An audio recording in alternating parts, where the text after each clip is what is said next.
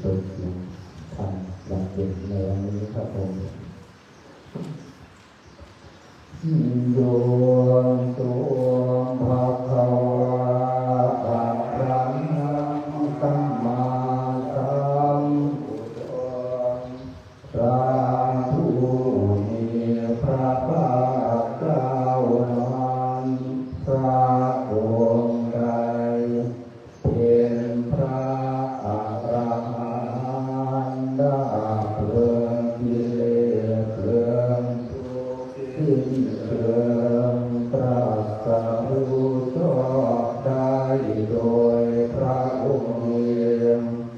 สวากขาโตเยนะภะคะวะตาธัมโมพระ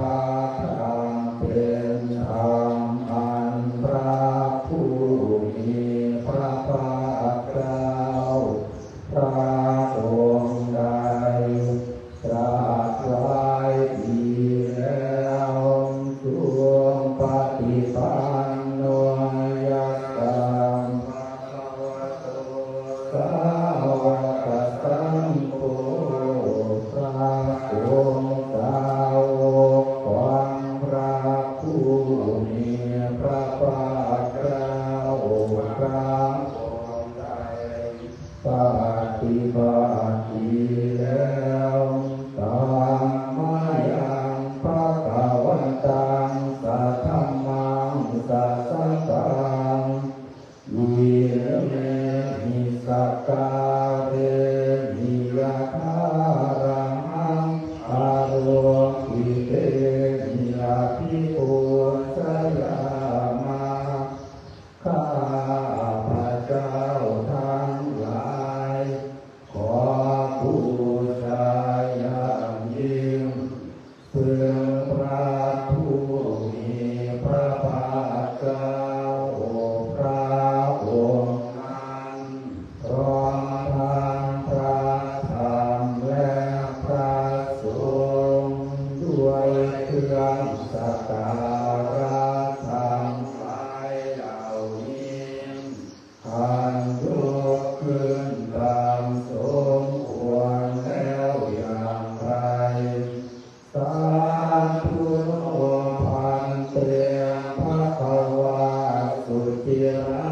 ปารินิพุทโธเพียงข้าแต่พระองค์ผู้เจริญพระผู้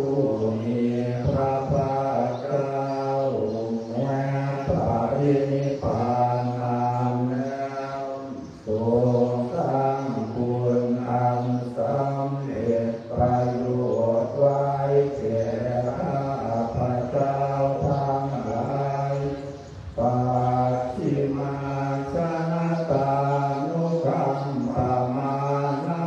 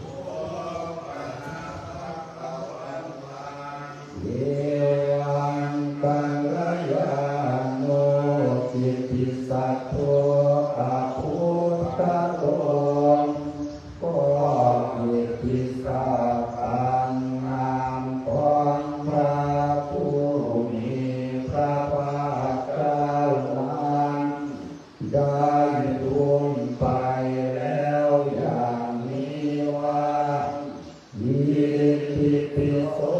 ภะคะวาเพราะเหตุอย่างนี้อย่างนี้พระผู้มีพระภาคเจ้านั้นอะระหังเป็นผู้ไกลจากกิเลสสัมมาสัมพุทโธเป็นผู้ตรัสรู้ชอบได้โดยพระองค์เองวิการกรณสัมปันโนเป็นผู้ถึงพร้อมด้วยวิชาและกรณังสุภาโต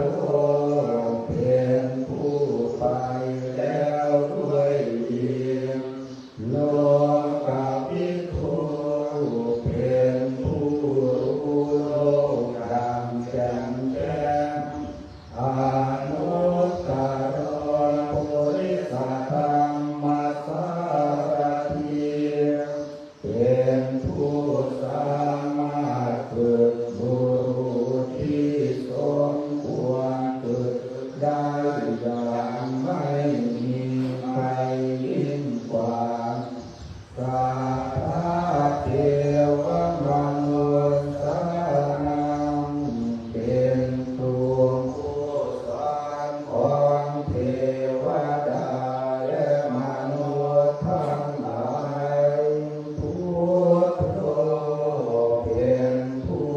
รู้ผู้ตื่นผู้เบิกบานด้วยธรรมภควติเป็นผู้มีความจำเริญจำแนกคำสั่งสอนสัตว์อย่างนี้หันธรรมยังพุทธาภิญิงกาโรมาเตพุทธวา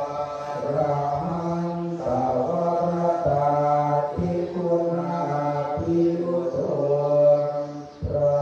พุทธเจ้าประกอบด้วยคุณมีความประเสริฐแห่งอรหันตคุณเป็นต้นสุทธาภิญาณกรุณาหิสัมมาคัตโตมีพระองค์อันประกอบด้วยพยานและพระ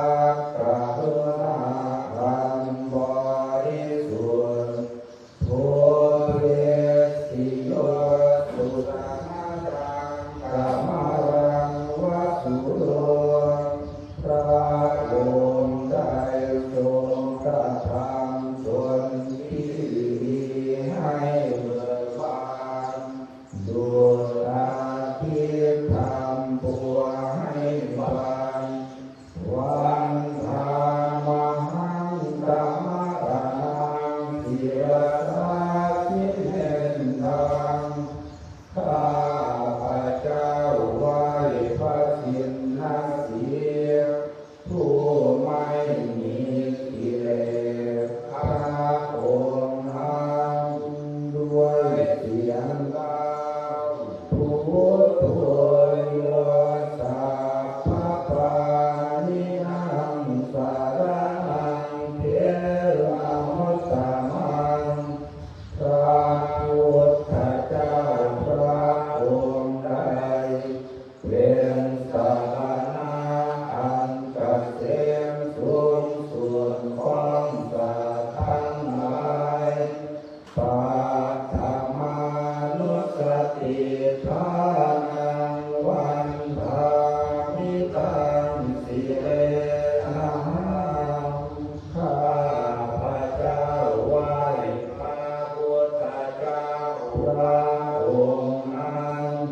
อันเป็นที่ตั้งแห่งความระลึกองค์ที่หนึ่งได้เสียงกล่าวพุทธัสสะหัสสมิทาโต พุ ทโธเมธาวิกิสโรข้าพระเจ้าเป็นทาสของพระพุทธเจ้าพระพุทธเจ้าเป็นนายมีอิสระเหนือข้าพระเจ้าพุทโธทุกขาสังฆาตาจาวิธาตาจานิกัสสะเมพระพุทธเจ้าเป็นเครื่องกำจัดทุกข์และทรงไว้ซึ่งประโยชน์แก่ข้าพเจ้าพุทธัสสะหังมิยาเสมิ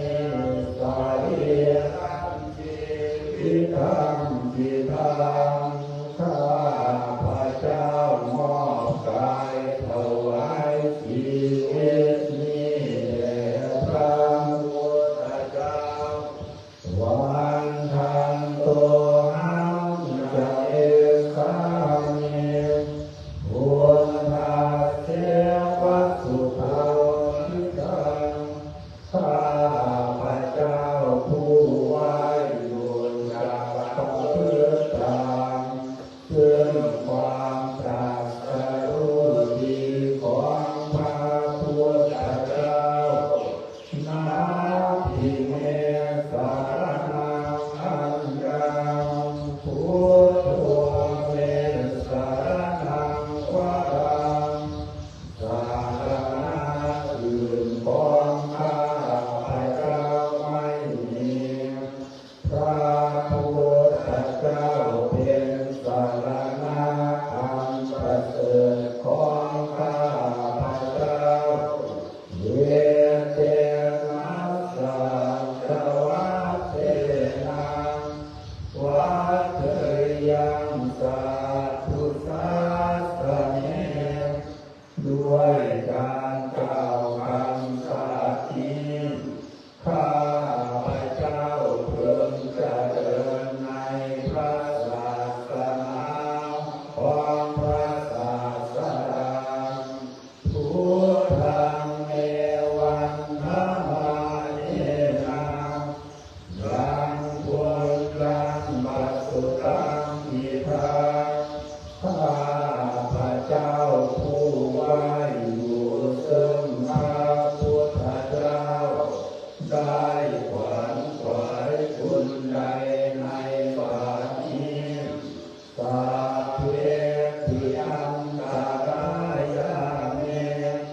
มาเยสุงกัสสะเอกัสสะอันตรายทั้งปวงอย่าได้มีแก่ข้าพเจ้าด้วยเดชแห่งบุญนั้นสายนะจามะเอตสวา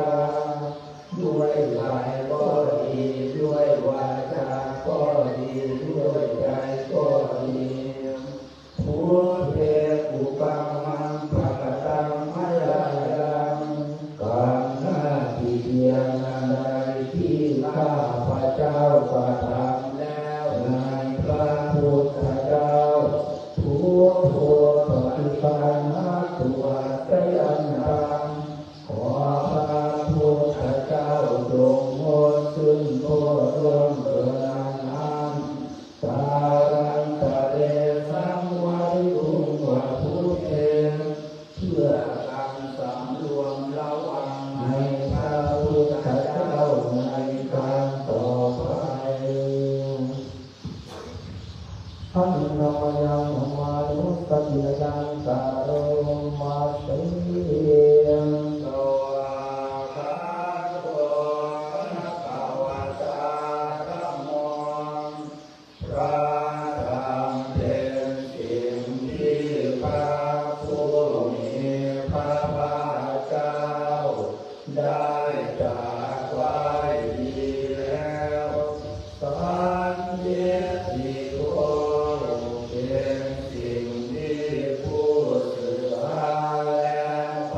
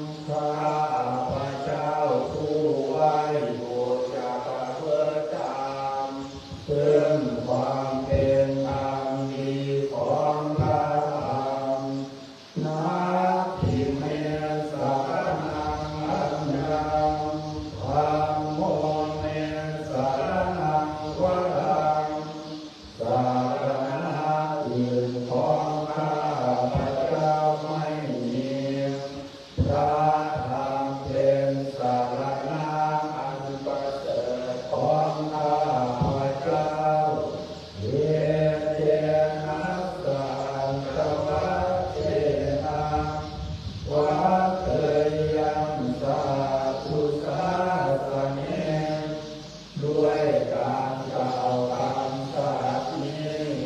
ข้าพระเจ้าพึงเจริญในพระศาสนาของพระสังฆราชธรรมังเนวันธรรมังเนนะยังคุณยังปัสสุขังอิทังข้าพระเจ้าผู้ไหว้บูซึ่งพระธรรมได้ขวนขวายคุณใดในบัดนี้สาเพทิอังคารายาเมมานิสุงตัสสะเตสัสสะอันตรายทั้งปวงอย่าได้มีแก่ข้าพระเจ้าด้วยเดชแห่งบุญนั้นสายนาจังไม่ละตังด้วยกายก็ดีด้วยวาจาก็ดีด้วยใจก็ดีทำเมตุกรรมังปะกตังมายาจังตามหน้าที่เพียงนั้นใดที่ข้าพระเจ้าได้ทำแล้วในพระธรรมธรรมโมปฏิคันหาตัวสยังธรรมขอพระธรรมจงหมดซึ่งโทษร่วงเกินอันนั้นสารันตะเดสังไว้ดุวัฏเมเพื่อการสำรวมระวังในพระธรรมในการต่อไปท่านธรรมยังสังฆานุสติยังกะโรมาสิรูปฏิปันโนภะคะวะโตสาวกสังโฆสงฆ์สาวกของพระผู้มีพระภาคเจ้าได้ปฏิบัติดีแล้วบุญปฏิปันโนภะคะวะโตสาวกสังโฆสงฆ์สาวกของพระผู้มีพระภาคเจ้าได้ปฏิบัติตรงแล้วญาญาปฏิปันโนภะคะวะโตสาวกสังโฆสงฆ์สาวกของพระผู้มีพระภาคเจ้าได้ปฏิบัติเพื่อรู้ธรรมเป็นเครื่องออกจากทุกข์แล้วสามีจิปฏิปันโนภะคะวะโตสาวกสังโฆสงฆ์สาว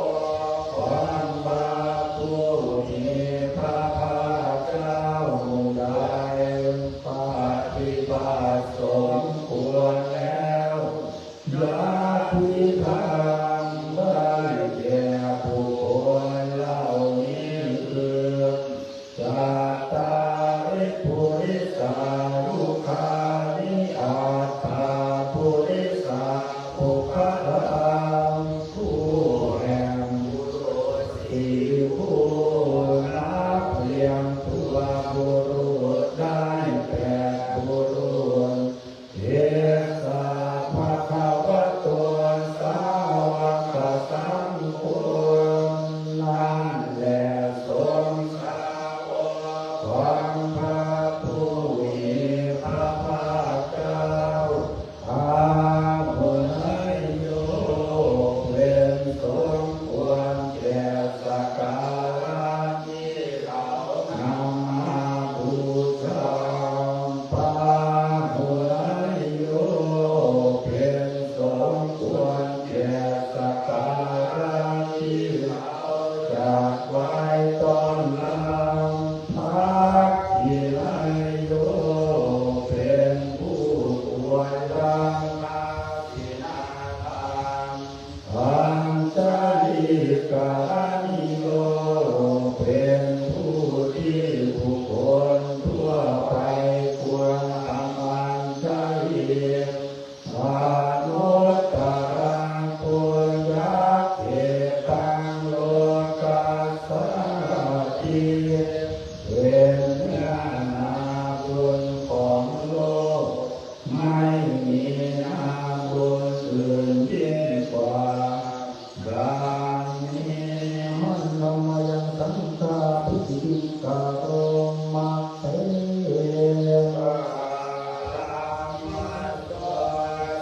ปฏิปฏิคุณาทิยุตโตพระองค์ที่เกิดโดยพระสัทธรรมประกอบด้วยบุญกิจความปฏิบัติดีเป็นต้นโยธาภิโตอริยปุคลาสังฆาเสโทเป็นหมู่แห่งพระอริยบุคคลอันประเสริฐแก่จำพวกทิฏฐาทิธรรมภาวะสายโยอิโตมีใจแห่งจิตอันอาศัยธรรมมีศีลเป็นต้นอันบวรวันธรรมหังธรรมวิญญาณขันธ์สุตุตังข้าพระเจ้าไหว้หมู่แห่งพระอริยเจ้าเหล่านั้นอันบริสุทธิ์ไม่มีสังโฆโยธาภะปานิยังสารนังเยนะโมตตมังพระสงฆ์หมู่ใดเป็นสารณะอันเกษมสูงสุดของสัตว์ทั้งหลายตัตติยานุสติทานังวันทานิตังสิเรนังข้าพระเจ้าไหว้พระสงฆ์หมู่นั้นอันเป็นที่ตั้งแห่งความระลึกองค์ที่สามด้วยเสียงกล่าวสังฆาสาหัสสมิทาโสวังสังโฆเมสามิกิสโรข้าพระเจ้าเป็นทาสของพระสงฆ์พระองค์เป็นนายมีอิสระเหนือข้าพระเจ้าสังโฆทุกขาสังฆาตาจาริธาตาจาริกัสสเนพระองค์เป็นเครื่องกำจัดทุกข์และทรงไว้ซึ่งประโยชน์แก่ข้าพระเจ้าสังฆาสาหังนิยาเทมิสาริรังสิทิตังจิตังข้าพระเจ้ามอบกายถวายชีวิตนี้แด่พระสงฆ์วันทันโตหังจะเอสามิ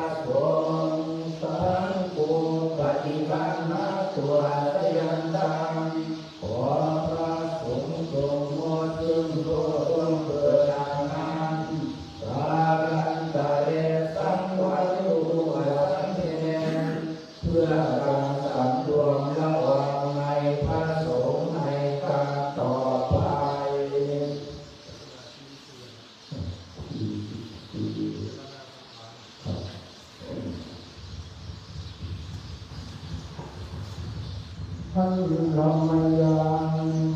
ที่เรียกว่าท่านธรรมยังสังขาราปะโตคณะปะทังปนามาเตวาเทสังขาราอนิจจังสังขารคือร่างกายจิตใจและรูปธรรมนามธรรมทั้งหมดทั้งสิ้นมันไม่เที่ยงเกิดขึ้นแล้วดับไปแล้วหายไปสัพเพสังขาราทุกขาสังขารคือร่างกายจิตใจและรูปธรรมนามธรรมทั้งหมดทั้งสิ้นมันเป็นทุกข์ทนยากเพราะเกิดขึ้นแล้วแก่เจ็บตายไปสัพเพธัมมาอนัตตาสิ่งทั้งหลายทั้งปวงทั้งที่เป็นสังขารและที่ใช่สังขารทั้งหมดทั้งสิ้นไม่ใช่ตัวไม่ใช่ตนไม่ควรถือว่าเราว่าของเราว่าตัวว่าตนของเราอายุวันชีวิตเป็นของไม่ยั่งยืนทุกวันมรณะความตายเป็นของยั่งยืนอาวัตสังวายามริตาพังการเราจะพึงตายเป็นแน่แท้มาราภริโยสานังในชีวิตังชีวิตของเรามีความตายเป็นที่สุดแล้วชีวิตตังในอนิจจังชีวิตของเราเป็นของไม่เที่ยงมารานังเนนิยตังความตายของเราเป็นของเที่ยงวัฏฏะควรที่จะสังเวชอายังกายโยร่างกายนี้อาทิลังนิจใจตั้งอยู่นานอาเปตวิญญาโนขังปัสสะปิญาณทุกโดอันเขาทิ้งเสียแล้วอาทิเสสติจากนอนทับปะทะอิงซึ่งแผ่นดินกาลิงคารังอิวะประดุจดังว่าท่อนไม้และท่อนปืนนิรันดร์หาประโยชน์ไม่ได้อานิจจาวัฏสังขารังสังขารทั้งหลายไม่ยั่งมั่นอุปาทวัยธรรมโยมีความเกิดขึ้นแล้วมีความเสื่อมไปเป็นธรรมดาอุปัฏฐิตวานิโรธันติการเกิดขึ้นแล้วย่อมดับไปเตสังโมปัสสะโมสุโขปาเข้าไปสงบระงับสังขารทั้งหลายเป็นสุขอย่างยิ่งดังนี้ต่อเลยท่านนำมายังถวายปิสาการะทังธนามาเตอายังโกมิกายโยกายของเรานี่แลอุทางปาปัตตาราเพื่อนบนแต่เพื่อนดาวเพื่อนมาอาทุติสามัทธกาเพื่อนทำแต่ไปผมลงไปตาจะปาริยันโตมีหนังหุ้มอยู่เป็นที่สุดแล้วโอโรนาภการะ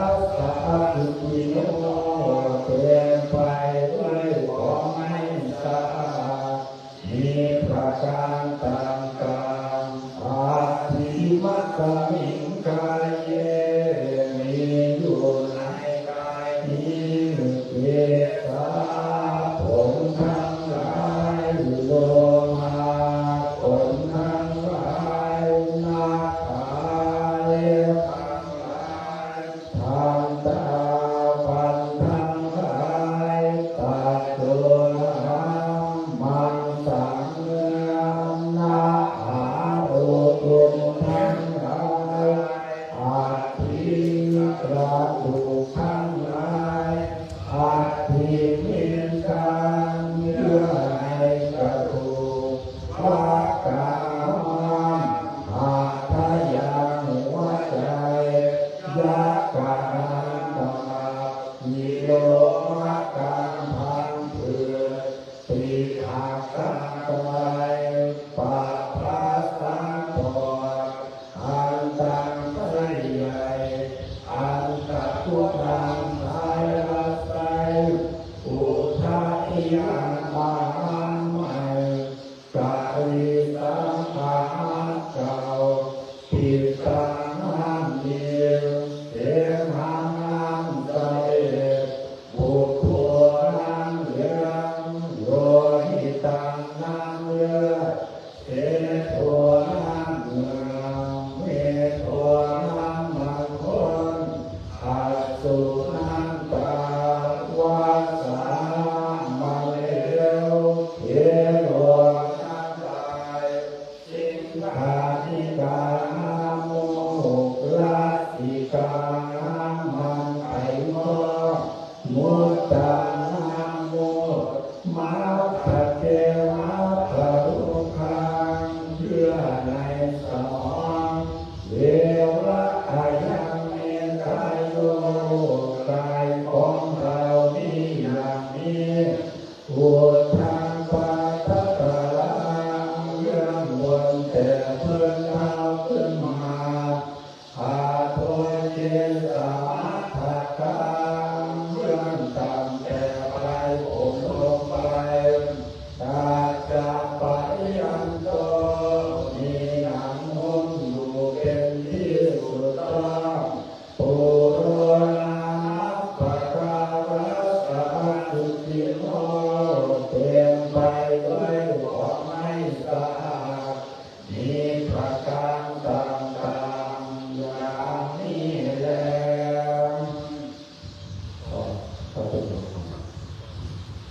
ท่านธรรมยังภารตุสัตตังคัสคาทะโยปนามัสเสปาราหะเวปัญจขันธาปัญจนาเตของหนักเนื้อภาระหาโรจะผูกขโลผู้คนและเป็นผู้แบกของหนักพาไปภาระทานังทุกขังโลเกการแบกถือของหนักเป็นความทุกข์ในโลกภาระมีเทพานังสุขังการตลาดของหนักทิ้งลงเสียเป็นความสุขนิพิพิตวาคารุณภารังพาอริยเจ้าตลาดทิ้งของหนักลงเสียแล้วทางด้านภารังอานาทิยาพึงไม่หยิบไว้เอาของหนักอันอื่นขึ้นมาอีกสามุรังตังหังอาภิลังก็เป็นผู้ถอนขึ้นได้กับทั้งว่านิสาโตปะริมุตโตเป็นผู้หมดสิ่งปรารถนาตรัสนิทไม่มีส่วนเหลือท่านธรรมยังอภินัปโตกนปทังพนามาเตสาโมหิสรังอนัตติโตเรามีความแก่เป็นธรรมดาจะ ล่วงพ้นความแก่ไปไม่ได้พยาธิธรรมโมหิพยาธิขันธ์อิโตเรามีความเจ็บไข้เป็นธรรมดาจะล่วงพ้นความเจ็บไข้ไปไม่ได้มรณะธรรมโมหิมรณะขันธ์อิโตเรามีความตายเป็นธรรมดาจะล่วงพ้นความตายไปไม่ได้สัพเพหิเมติเยหิมนาเปหินานาภาววินาภาวเราจะละเว้นเป็นต่างๆคือว่าเราจะต้องพัดพรากจากของรักของเจริญใจทั้งหลายทั้งปวงกามัสสะโกหิกัมมัฏฐายะโตกัมมัฏโยนิกัมมะพันธุกัมมัฏปฏิสารโนเรามีกรรมเป็นของตนมีกรรมเป็นผู้ให้ผลมีกรรมเป็นแดนเกิดมีกรรมเป็นผู้ติดตามมีกรรมเป็นที่พึ่งอาศัยยังกรรมังกะเอสะอิกัลยาณังวาปะปะกันวาตัสสะทายาโทภเวสามิเราทำกรรมทำใดไว้เป็นบุญหรือเป็นบาปเราจะเป็นทายาทคือว่าจะต้องได้รับผลของกรรมนั้นๆสืบไปเยวันตาเมหิอภินาปัจเวทิตาพังเราทั้งหลายควรพิจารณาอย่างนี้ทุกวันเถิด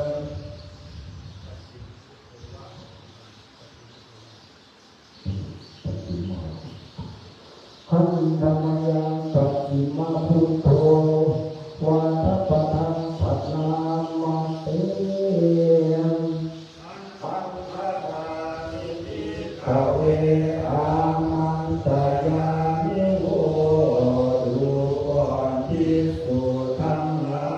ยบัดนี้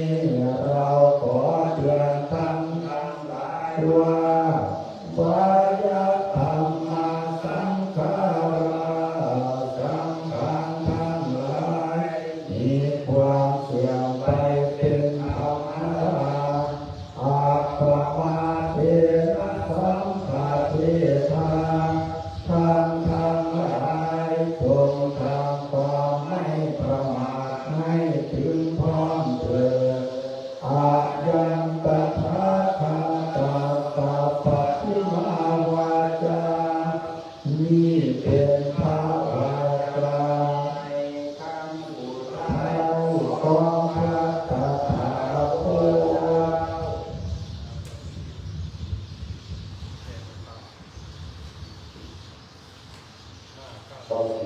ก็คือ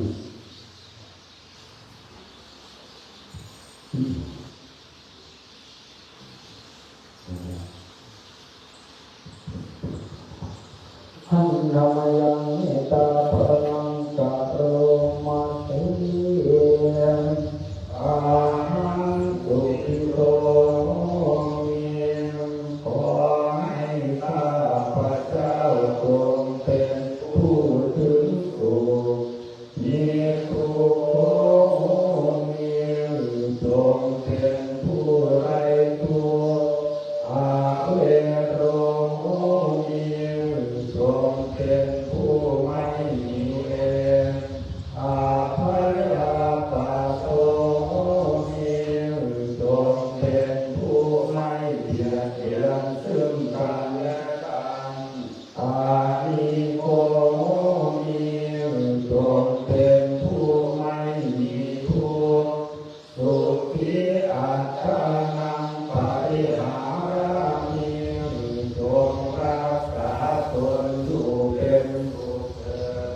สาธุเอสัตตาสุขิตาวุโตขอสัตว์ทั้งหลายทั้งปวงจงเป็นผู้ถึงความสุขสาธุเอสัตตาปัตตามุตโตขอสัตว์ทั้งหลายทั้งปวงจงเป็นผู้ไม่มีเวรสาธุเอสัตตาอัปปยาปัสสะมุตโตขอสัตว์ทั้งหลายทั้งปวงจงเป็นผู้ไม่เบียดเบียนซึ่งกันและกันสาธุเอสัตตาอภิคามุตโตขอสัตว์ทั้งหลายทั้งปวงจงเป็นผู้ไม่มีโทษสาธุเอสัตตาสุขีอัตตานังปริหารันตุขอสัตว์ทั้งหลายทั้งปวงจงรักษาตนอยู่เป็นสุขเถิดสาธุเอสัตตาสัพพะทุกขาโมชันตุขอสัตว์ทั้งหลายทั้งปวงจงพ้นจากทุกข์ทั้งมวลสาธุเอสัตตารัตถสัมปติโตมาภิคาสันตุขอสัตว์ทั้งหลายทั้งปวงจงอย่าได้พลาดจากสมบัติอันตนได้แล้วสาธุเอสัตตากรรมสักกากรรมปายาภากรรมโยนิกรรมพันธุกรรมปฏิสารนังสัพพะทั้งหลายทั้งปวงมีกรรมเป็นของตนมีกรรมเป็นผู้ให้ผลมีกรรมเป็นแดนเกิดมีกรรมเป็นผู้ติดตามมีกรรมเป็นที่พึ่งอาศัยยกรรมังกายสัมภิกังกายานังวาปะปะกังวาตัสสะทายาทาภวิสังคิริจาคังคำอันใหญ่หลายเป็นบุญหรือเป็นบาปจะต้องเป็นผู้ได้รับผลของกรรมนั้นสืบไปอิทังโนบุญญาภาคังลาสาธินันจาอิสารังมาตาภิกขุอาภินันจาอิจตนาสาภะตาตานังจานิยาเอวังขอนอบน้อมถวายส่วนบุญกุศลของข้าพระเจ้าทั้งหลายเหล่านี้แด่อิสรชนผู้เป็นใหญ่ทั้งหลายมีองค์พระมหากษัตริย์ผู้เป็นประมุขของสาองค์สมเด็จพระสังฆราชผู้เป็นประมุขของคณะสงฆ์คณะรัฐบาลผู้บริหารประเทศและขอแผ่ส่วนบุญกุศลนี้ให้แก่ประชาชนคนทั้งหลายมีมารดาบิดาปู่ย่าตายายครูอุปการะและญาติทั้งหลายขอแผ่ส่วนบุญกุศลให้แก่สรรพสัตว์ทั้งหลายทุกชาติวันนาทุกชาติทุกศาสนาทุกภาษาที่อยู่ทั่วทุกองค์แห่งโลกสาธุเอสัตตาปุญญภาคิโนตุขอสัพพสัตว์ทั้งหลายจงมีส่วนแห่งบุญกุศลร่วมกับข้าพเจ้าทุกคนเถิดข้าพเจ้าได้บำเพ็ญมาแล้วในวันนี้ขออานิสงส์ส่วนนี้จงเป็นภาระปัจจัยเป็น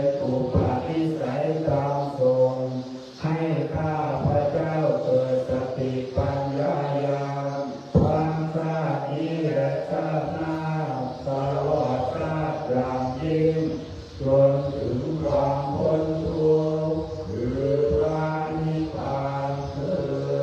ด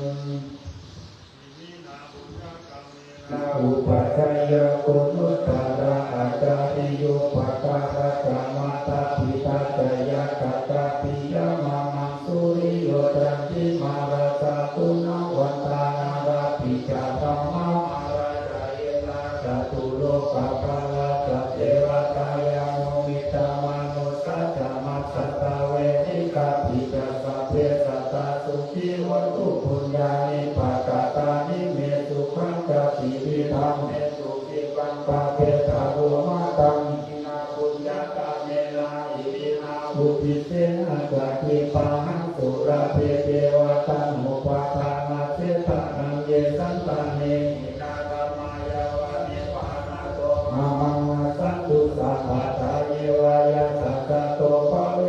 เวอุสุขิตังสันติปัญญาสันเลโกหิยังหินามาลังละพันตุโนกาสังฆาตุจาเยสุเมกุลาติปะวะโรนาโตรังโมนาโตวารุตตะโมนาโตปัจเจกะพุทโตจะสังโฆนาโตสาโรมังมังเตโตนะ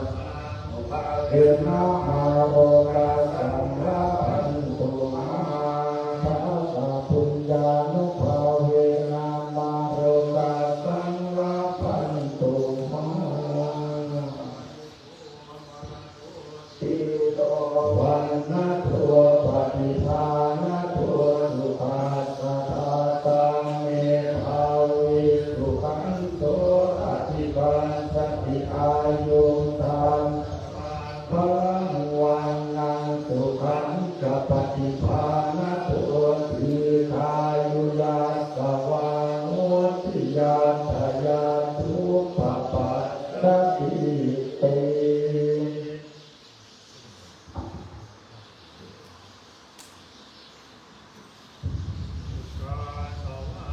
อามิวันเตสุขิยังตาพังสัพพะทาเนสุปฏิปิตังสาเยริกาธาตุมหาโพธิพุทธรูปังสักการังสัทธากายสาวัจจามนัสสาเทววันทาเมเตตถาคเตสยาเนอาสาเนทาเนกัมมาเนจติตาภัทธังอุกาสวันทามิพันเตสัพพังอปาราทังธัมมัตเนพันเตมายากตังปุญญังสามินาอนุโมทิตาพังสามินากตังปุญญังมยังอัตถังสาธุสาธุสาธุอนุโมทามิสัมมา